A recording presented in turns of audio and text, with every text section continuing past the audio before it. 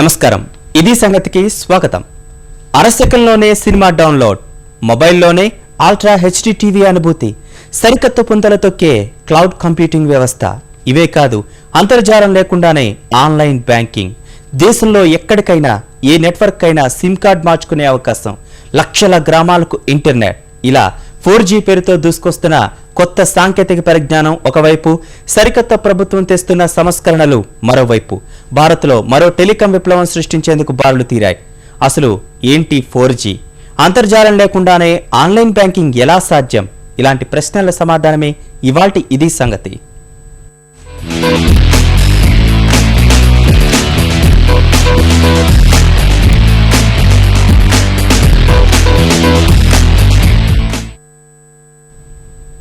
Telecom, అంతర్జాలం ఈ రెండు ఇప్పుడు ప్రపంచాన్నే గుప్పిట్లో బంధించాయి. పరస్పర అనుసంధానంతో వ్యాపార విపణిని ఎంతగానో ప్రభావితం చేస్తున్నాయి. సాంకేతిక రంగంలో నూతన ఒరవడిని సృష్టిస్తూ అంతకంతకు జనసామాన్యంలోకి చొచ్చుకుని పోతున్నాయి. ఒకప్పుడు మాటలకే పరిమితమైన టెలికాం రంగం అంతర్జాల సేవలతో జతకలిసి 2G, 3G, 4G అంటూ తరం మారకముందే సరికొత్త శకంతో సాంకేతిక విప్లవాన్ని సృష్టిస్తున్నాయి. అలాంటి దేశ సాంకేతిక ముఖ చిత్రంపై ఇప్పుడంతా మాట్లాడుతోంది 4G మాయాజాలం గురించే. అనేక రంగాల్లో ప్రపంచ దేశాలకు ధీటుగా ముందుకెళ్తున్న భారత్కు 4G కొండంత బలాన్ని ఇవ్వబోతోంది. 4G అందించబోయే అంతర్జాల వేగం దేశాన్ని అభివృద్ధి బాటలో మరింత వేగంగా పరుగులు పెట్టిస్తుందనేది ప్రతి ఒక్కరి అంచనా. 4G సేవల్ని దేశంలో ప్రతిష్టాత్మకంగా ప్రవేశపెట్టేందుకు రిలయన్స్ జియో ఇన్ఫోకాం చేస్తున్న ప్రయత్నాలు కార్యరూపం దాల్చే రోజులు సమీప దూరంలోనే ఉన్నాయి.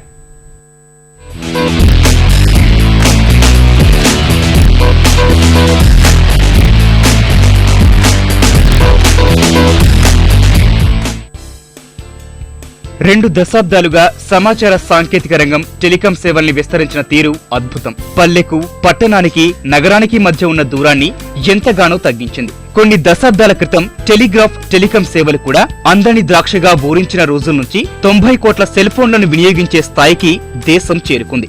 దేశాన్ని అభివృద్ధి పథంలో నడిపించడానికి టెలికాం సేవల విస్తరణ ఎంతో తోడ్పడింది. ఈ టెలికాం సేవలకు అనుసంధానంగా విస్తరించిన అంతర్జాల సేవలు ఇప్పుడు కొత్త శకాన్ని నిర్మిస్తూ, నూతనోత్తేజంతో ఉరకలేస్తూ ప్రపంచాన్ని అరచేతిలోకి తెచ్చిన సాంకేతిక విప్లవాన్ని మరింత ముందుకు నడిపిస్తున్నాయి.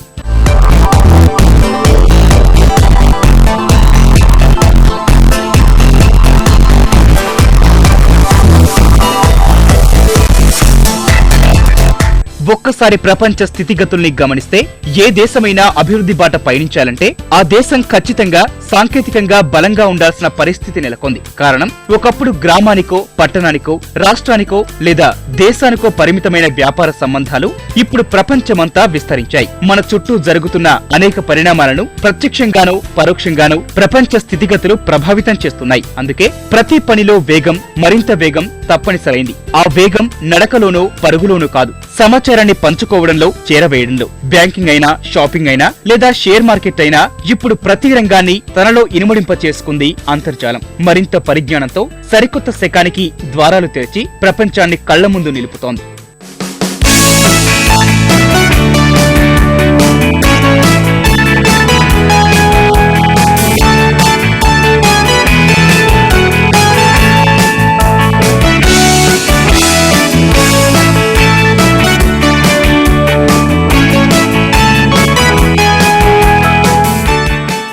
తొలుత వాయిస్ సేవల దిశగా అడుగులు ప్రారంభించిన టెలికాం రంగం తమ సేవల్లో భాగమైన డేటా షేరింగ్, అంతర్జాల సేవల్ని విస్తరించేందుకు ఎంతగానో కసరత్తు చేసింది. అందుకే రెండో తరం నుంచి ప్రారంభమైన అంతర్జాల సేవలు మూడవ తరం దాటుకొని 4వ తరం 4G సేవలకు చేరువైంది. నవతరాన్ని సాంకేతిక శకానికి చేరువ చేసేందుకు సిద్ధమైంది. అందుకే ఇటీవల రిలయన్స్ ఇండస్ట్రీస్ టెలికాం అనుబంధ సంస్థ రిలయన్స్ జియో ఇన్ఫోకాం 4G సేవలను ప్రతిష్టాత్మకంగా ప్రారంభిస్తున్నామన్న ప్రకటనను యావత్ దేశం ఆసక్తిగా గమనిస్తోంది. రిలయన్స్ జియో చేపట్టిన ఈ ప్రాజెక్టు విజయవంతమైతే దేశంలో ఐటీ పరిశ్రమ, సేవల రంగం, అనేక పారిశ్రామిక రంగాలు ప్రగతి బాటలో దూసుకెళ్తాయి.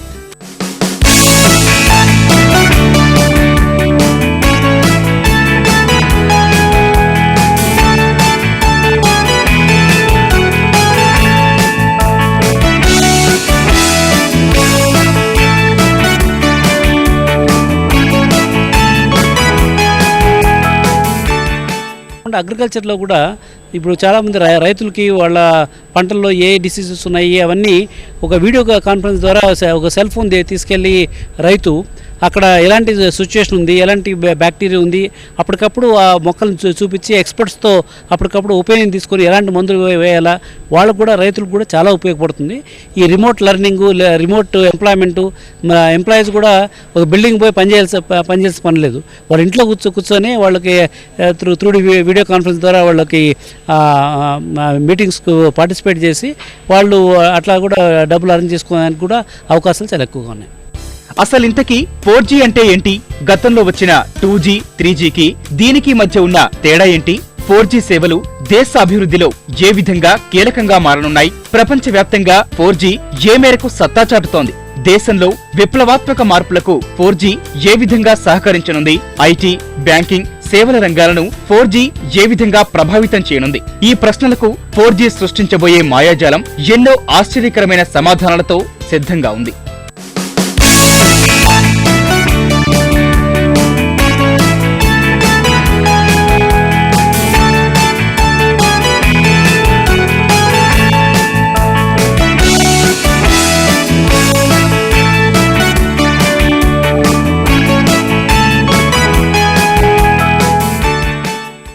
నెట్వర్క్ పై ఎడ్జ్ సాంకేతిక పరిజ్ఞానంతో గరిష్టంగా సెకనుకు 250 కిలోబైట్ల వేగంతో బ్రౌజింగ్ చేసుకునే వీలుంటుంది. అయితే 3G+ నెట్వర్క్ పై హైస్పీడ్ డౌన్లింక్ పాకెట్ ప్రవేశంతో గరిష్ట వేగం సెకనుకు 7.2 మెగాబైట్లకు చేరుకుంది. ఆ తర్వాత HSPA+ పరిజ్ఞానంతో గరిష్ట వేగం సెకనుకు 42 మెగాబైట్ల వద్ద ఆగింది. అయితే ఇటీవల విపరీతంగా ప్రచారంలోకి వచ్చిన 4G లేదా లాంగ్ టర్మ్ ఎవల్యూషన్ LTE పరిజ్ఞానం ఏకంగా సెకనుకు 129 మెగాబైట్ల వేగాన్ని అందించగలదు. ఈ ఒక్క ప్రత్యేకతతోనే 4G ఫలితాలు ఎలా ఉండబోతున్నాయో అర్థం చేసుకోవచ్చు. అయితే ITU నిబంధనల ప్రకారం 4G పరిజ్ఞానం గరిష్టంగా సెకనుకు ఫిక్స్డ్ లైన్ లో గిగాబైట్, మొబైల్ వంటి చర సాధనాలకు కనిష్టంగా సెకనుకు 100 MB వేగాన్ని అందించాలి. ఈ నిబంధనలకు అనుగుణంగా రిలయన్స్ ఇండస్ట్రీస్ టెలికాం అనుబంధ సంస్థ రిలయన్స్ జియో ఇన్ఫోకామ్ సేవలను అందించేందుకు సిద్ధమవుతోంది.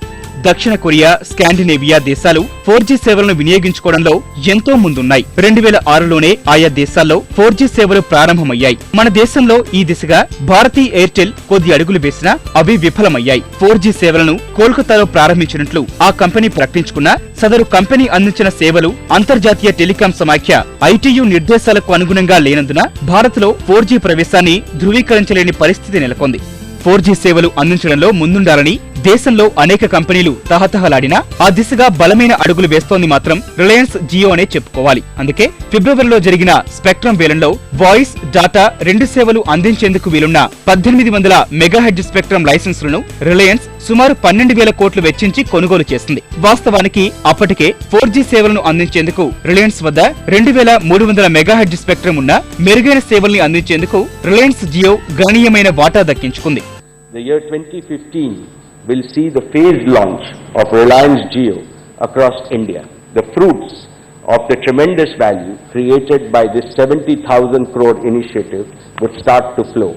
Engaged in this massive endeavor are over 10,000 full-time Jio employees and who are working alongside with nearly 30,000 professionals from our partners and vendors from all parts of the world. In addition, there are over 100,000 people working across the country in creating the digital infrastructure backbone for this network. They are passionate about building the largest broadband network that the world has ever seen. ఇటీవల జరిగిన వార్షిక సర్వసభ్య సమావేశంలో Reliance అధినేత Mukesh Ambani 4G సేవల్ని ఎంత ప్రతిష్టాత్మకంగా తీసుకున్నది వెల్లడించారు. దేశంలోనే అతిపెద్ద బ్రాడ్బ్యాండ్ నెట్వర్క్ రూపొందించడం తమ లక్ష్యమన్న రిలయన్స్ అధినేత ఆ దిశగా 4G సేవల్లో 70,000 కోట్ల మేర పెట్టుబడులు పెట్టనున్నట్లు ప్రకటించారు. ఈ దిశగా రిలయన్స్ ఇప్పటికే భారీ ఏర్పాట్లలో నిమగ్నమైంది. వివిధ మొబైల్ టవర్ కంపెనీల యాజమాన్యాలతో రిలయన్స్ జియోకు 190,000 టవర్లకు సంబంధించి ఒప్పందం ఉంది. ఈ ఏడాది చివరి నాటికి 4Gని ప్రారంభించాలనుకుంటున్న రిలయన్స్ ఆ సేవల్ని 90% అర్బన్ ప్రాంతానికి చేర్చే ఆలోచనలో ఉన్నారు. 6 లక్షలకు పైగా గ్రామాల్లోనూ 4Gని అందుబాటులోకి తేనున్నారు. ఇలా ఎంతో నిర్మాణాత్మకంగా దేశంలో ప్రారంభం కానున్న 4G సేవలు క్లౌడ్ కంప్యూటింగ్ పరిధిని పెంచడంలో ఎంతగానో సహకరించనుంది. వ్యాపార సంస్థలు, బ్యాంకులు, ఐటీ పరిశ్రమ ఇలా రంగం ఏదైనా ఇప్పుడు క్లౌడ్ కంప్యూటింగ్ వైపు ఆసక్తిగా చూస్తున్నారు. కార్యకలాపాల్ని ఎక్కడి నుంచైనా క్లౌడ్ ద్వారా నడిపించే వెసులుబాటు అనేక సంస్థల్ని ఎంతగానో ఆకర్షిస్తోంది. అయితే ఇంతకాలం 3G నెట్వర్క్ పై నడిచిన క్లౌడ్ సేవలు 4G రాకతో మరింత వేగవంతం కానున్నాయి.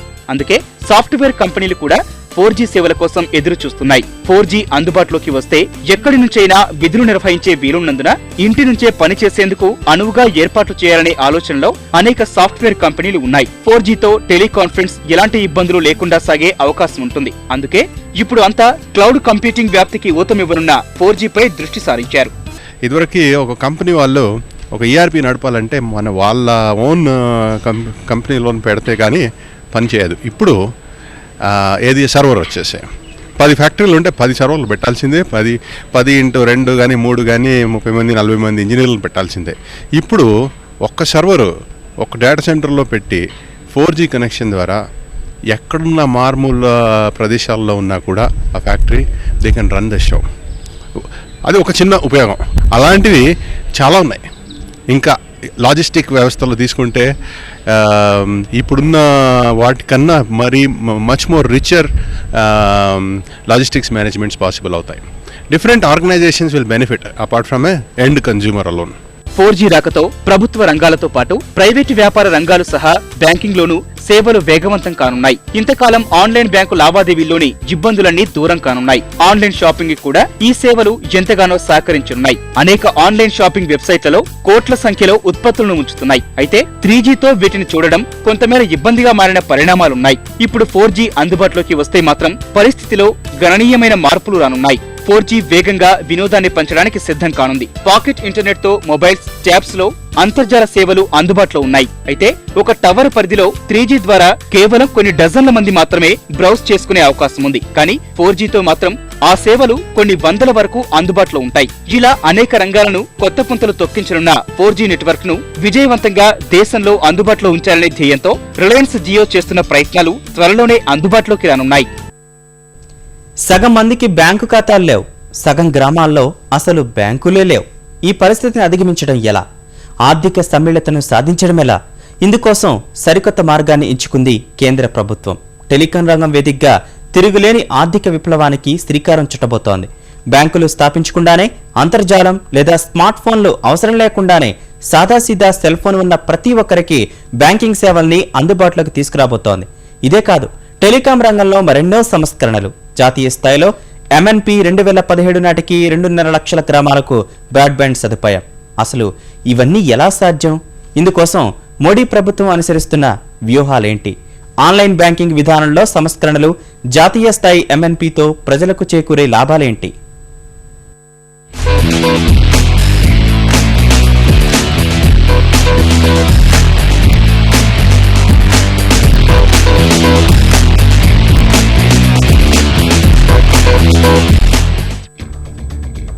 టెలికాం దశాబ్దాల కాలంలోనే అత్యంత వేగంగా అభివృద్ధి చెందిన రంగం. దేశంలో ఎన్నో పెనుమార్పులకు కారణభూతమైన రంగము ఇదే. టెలికాం విప్లవంతో వ్యాపార దిగ్గజం మొదలు నిరుపేద వరకు అందరికీ సెల్ ఫోన్ అందుబాటులోకి వచ్చింది. స్మార్ట్ ఫోన్ల పుణ్యమా అని చేతిలో ఇమిడిపోయిన అంతర్జాల ప్రపంచం దేశాల మధ్య దూరం తగ్గించేసింది. సాంకేతికతకు పెద్దపీట వేసే నరేంద్ర మోడీ నేతృత్వంలో ప్రభుత్వం ఏర్పాటైన నేపథ్యంలో మరిన్ని అద్భుతాలు సృష్టించే దిశగా అడుగులు వేస్తోంది భారత టెలికాం రంగం.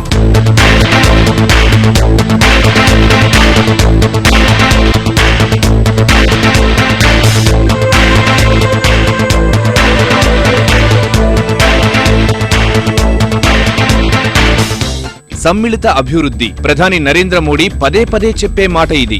ఈ మాటల స్ఫూర్తితో కొత్త ఆలోచనకు తెరతీసింది కేంద్ర ఆర్థిక శాఖ. ఓ ప్రత్యేక విధానం ద్వారా దేశంలో సాధ్యమైనంత ఎక్కువ మందిని ఆర్థిక సమ్మిళితలో భాగం చేయాలని నిర్ణయించింది. ఇందుకోసం అరుణ్ జైట్లీ జట్టు ఎంచుకున్న మార్గం టెలికాం రంగం. ప్రస్తుతం స్మార్ట్ ఫోన్ వినియోగదారులకే పరిమితమైన ఆన్లైన్ బ్యాంకింగ్ సదుపాయాన్ని ఇంటర్నెట్ సౌకర్యం లేని సాదాసీదా సెల్ ఫోన్ ఉపయోగించే వారికి కల్పించడమే దీని ముఖ్య ఉద్దేశం.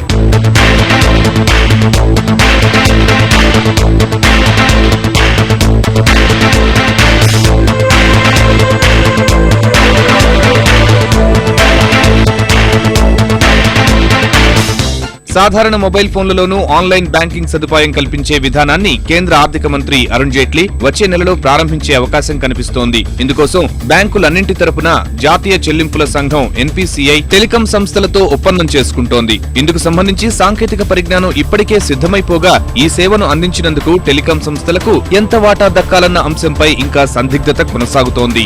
ఏ ప్రాంతమైనా, బ్యాంకు ఏదైనా, మనకు సేవలందించే టెలికాం సంస్థ ఏదైనా ఈ సరికొత్త ఆన్లైన్ బ్యాంకింగ్ ఏకీకృత విధానంలో ఉండనుంది. బ్యాంకు ఖాతా ఉన్న ప్రతి ఒక్కరూ యుఎస్ఎస్డి పద్ధతిలో *99# డయల్ చేయడం ద్వారా ఈ సేవను వినియోగించుకోవచ్చు. దీని ద్వారా ఖాతా వివరాలు, మరొకరి ఖాతాకు నగదు బదలాయించే సౌలభ్యం ఉంటుంది. అంటే మన మొబైల్లో బ్యాలెన్స్ చూసుకున్నంత సులువుగా ఇకపై బ్యాంకింగ్ లావాదేవీలు నిర్వహించొచ్చు.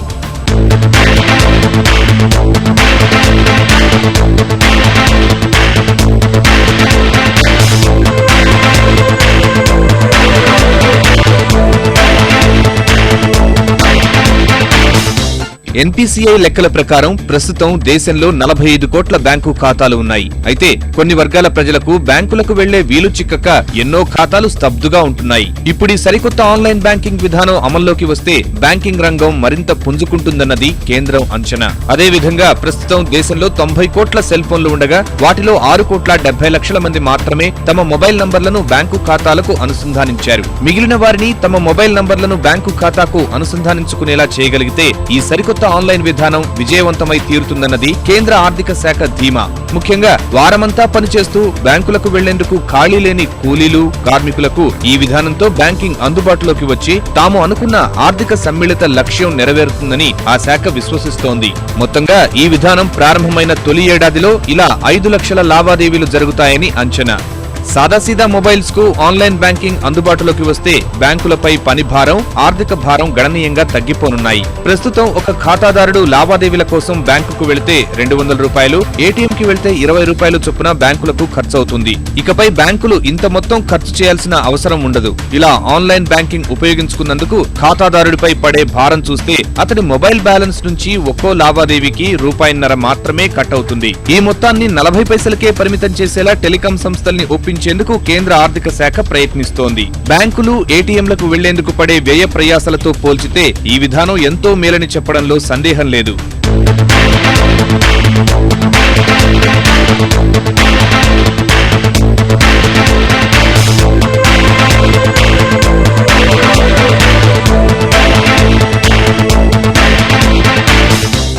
ఆర్థిక సమ్మిళత అంటే దేశంలో ప్రతి ఒక్కరికి అన్ని రకాల ఆర్థిక సేవల్ని అందుబాటులోకి తీసుకురావడం. అయితే దేశంలో దాదాపు 69% జనాభా గ్రామీణ ప్రాంతాల్లోనే ఉంటున్నా సగం పైగా గ్రామాల్లో ఇప్పటికీ బ్యాంకులు లేవు. ఇలాంటి పరిస్థితుల్లో భారీ పెట్టుబడితో బ్యాంకులు స్థాపించడం కన్నా ఆన్లైన్ బ్యాంకింగ్ విధానంతో ఆర్థిక సమ్మిళత సాధించడం ఉత్తమ మార్గం. ఈ విషయంలో కెన్యా ఎంతో ముందుంది. మొబైల్ ద్వారా లావాదేవీలు జరిపే ఎంపెసా పద్ధతి అక్కడ విస్తృత ప్రజాదరణ పొందుతోంది. కెన్యా జీడీపీలో ఏకంగా 25% డబ్బు ఎంపెసా ద్వారానే చలామణి అవుతుందంటే అక్కడ ఆర్థిక సమ్మిళత ఏ స్థాయిలో ఉందో అర్థం చేసుకోవచ్చు. మన దేశంలో వొడాఫోన్, ఐసిఐసిఐ బ్యాంక్ కలిసి అందిస్తున్న ఎంపెసా విధానం ఇప్పుడిప్పుడే పుంజుకుంటున్నా సాధించాల్సింది మరెంతో ఉంది. ఇప్పుడు ఏకంగా కేంద్ర ప్రభుత్వమే ఎంపెసాను పోలిన బ్యాంకింగ్ పద్ధతిని ప్రవేశపెట్టాలని నిర్ణయించడం కొత్త ఆశలు చిగురింపజేస్తోంది. అయితే మొబైల్ బ్యాంకింగ్ కు సంబంధించి ఆర్బీఐ నిర్దేశించిన కొన్ని నిబంధనలు అనుకున్న లక్ష్యాల్ని ఛేదించేందుకు అవరోధంగా ఉన్నాయన్నది ఆర్థిక నిపుణుల మాట. ఇలాంటి సవాళ్లన్నింటినీ అధిగమిస్తూ కేంద్ర ప్రభుత్వం ముందడుగు వేస్తే టెలికాం రంగం సహాయంతో భారీ ఆర్థిక విప్లవాన్ని సృష్టించవచ్చన్నది వారి అభిప్రాయం. దేశంలోని ప్రతి గ్రామాన్ని అంతర్జాలంతో అనుసంధానిస్తామన్న ప్రధాని నరేంద్ర మోడీ హామీ అమలు దిశగాను కేంద్ర ప్రభుత్వం కీలక ముందడుగు వేసింది. 2017 మార్చి నాటికి 2.5 లక్షల గ్రామ పంచాయతీలకు బ్రాడ్బ్యాండ్ అందుబాటులోకి తెచ్చే లక్ష్యంతో జాతీయ ఆప్టికల్ ఫైబర్ నెట్వర్క్ ఏర్పాటుకు సంబంధించి సరికొత్త విధానానికి కేంద్ర కేబినెట్ ఇటీవలే ఆమోదముద్ర వేసింది. ఈ పథకం ప్రకారం 2015 నాటికి 50,000 గ్రామాలకు, 2016 నాటికి మరో 1,00,000 గ్రామాలకు, 2017 నాటికి మొత్తం 2.5 లక్షల గ్రామాలకు బ్రాడ్బ్యాండ్ అందించాలని లక్ష్యం. మరికొన్ని పంచాయతీల్లో వైఫై సదుపాయం కల్పించేందుకు ఉద్దేశించిన గన్ పథకం అమలుకు చర్యలు వేగవంతం చేశారు.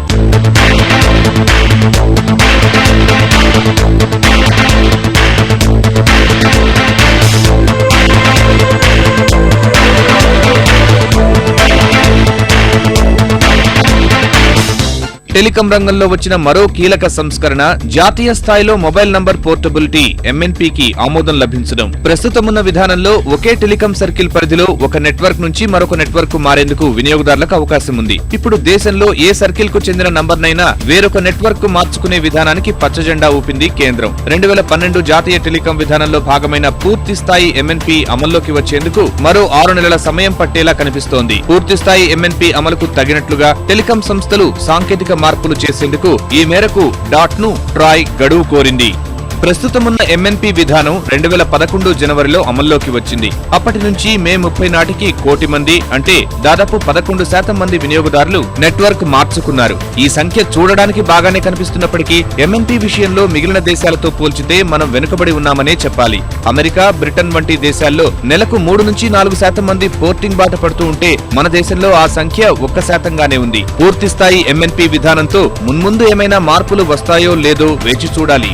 జాతీయ స్థాయిలో MNP విధానంతో వినియోగదారులకు రోమింగ్ ఛార్జీల నుంచి విముక్తి కలిగే అవకాశం కనిపిస్తోంది. విధి నిర్వహణలో భాగంగా తరచూ వేర్వేరు రాష్ట్రాల మధ్య తిరిగే వారికి ఇది ఉపయుక్తం కానుంది. రోమింగ్ ఛార్జీల ఎత్తివేత దిశగా ఇప్పుడిప్పుడే టెలికాం సంస్థలు ఒక్కొక్కటిగా అడుగులు వేస్తున్నాయి. గత ఏడాది ఎయిర్సెల్ ఈ బాట పట్టగా తాజాగా Reliance one India one rate plan ప్రవేశపెట్టింది. ఈ పథకంతో లోకల్ STD కాల్స్ కు ఒకే రకం ఛార్జీ వసూలు చేస్తోంది. జాతీయ స్థాయి మొబైల్ నంబర్ పోర్టబిలిటీతో రోమింగ్ ఛార్జీల నుంచి ఉపశమనం లభించే అవకాశం ఎంతుందో ఫోన్ బిల్లులు మరింత పెరిగే అవకాశమూ అంతే కనిపిస్తోంది. పూర్తి స్థాయి MNP అమలుకు టెలికాం సంస్థలపై ఏటా 3 నుంచి 400 కోట్ల రూపాయల భారం పడనుంది. ఇప్పుడిప్పుడే లాభాల బాట పడుతున్న టెలికాం సంస్థలు ఇంత భారాన్ని మోసేందుకు సిద్ధంగా లేవన్నది నిపుణుల వాదన. ఫలితంగా ఆయా సంస్థలు మరోమారు కాల్ ఛార్జీలు పెంపు దిశగా అడుగులు వేయవచ్చన్నది వారి అంచనా. అదే సమయంలో టెలికాం సంస్థల మధ్య విపరీతమైన పోటీ నెలకొనడం, పూర్తి స్థాయి MNP విధానం రావడం వంటి పరిస్థితుల్లో ధరల పెంపునకు ఎవరూ సాహసించకపోవచ్చన్న అభిప్రాయాలు వ్యక్తమవుతున్నాయి. దేశాన్ని ప్రగతి బాట పట్టించేందుకు కీలకమైన రంగాల్లో టెలికాం ఒకటి. గతంలో విదేశీ పెట్టుబడిదారుల పాలిట స్వర్గధామంగా ఉన్న ఈ రంగం గత పాలకుల అవినీతి, విధానపరమైన లోపాల పుణ్యమా అని కళతప్పింది. ఇప్పుడు మదుపుదారుల్లో తిరిగి విశ్వాసం నింపి టెలికాం రంగాన్ని కొత్త పుంతలు తొక్కించాల్సిన బాధ్యతే NDA ప్రభుత్వంపై ఉంది. స్మార్ట్ ఫోన్లు, వాటి అప్లికేషన్లు ఎక్కడికక్కడ హల్చల్ చేస్తున్న ప్రస్తుత రోజుల్లో భారతీయ యువతకు వాటి రూపకల్పనలో తగినంత శిక్షణ, సహకారం అందిస్తే స్వయం ఉపాధి అవకాశాలు గణనీయంగా పెరిగే అవకాశం ఉంది. పరిశ్రమ, విద్య, వైద్యం తదితర రంగాల్ని టెలికాంతో మరింత అనుసంధానం చేయడం ద్వారా అద్భుతాలు సృష్టించేందుకు వీలుంది. ఇలాంటి అవకాశాలన్నింటినీ నరేంద్ర మోడీ ప్రభుత్వం ఎంత చక్కగా అందిపుచ్చుకుంటుందో, ఎంత సమర్థంగా ముందడుగు వేస్తుందో వేచి చూడాలి. మరిన్ని విభిన్న అంశాలతో మరో ఇదే సంగతిలో కలుద్దాం. నమస్కారం.